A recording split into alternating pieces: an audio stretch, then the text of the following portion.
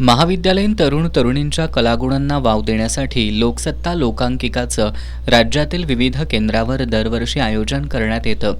यातील कोल्हापूर केंद्रातील प्राथमिक फेरी काल आणि आज पार पडली. यामध्ये कोल्हापूर, सांगली, सातारा आणि बेळगाव जिल्ह्यातील महाविद्यालयांचा सहभाग होता.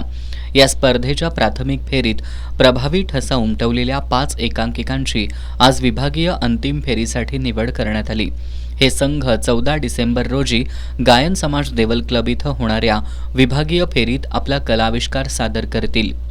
आज सादरीकरण करण्यात आलेल्या एकांकिकेत शिवाजी विद्यापीठाच्या तंत्रज्ञान विभागानं बांध ही एकांकिका सादर केली.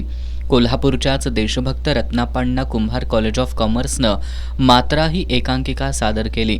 इस्लामपूरच्या राजाराम बापू अभियांत्रिकी महाविद्यालयानं व्हाय नॉट, बेळगाव इथल्या राणी पार्वती देवी महाविद्यालयानं हायब्रिड, तर कराडच्या सद्गुरू गाडगे महाराज कॉलेजनं अंतरंग ही एकांकिका सादर केली.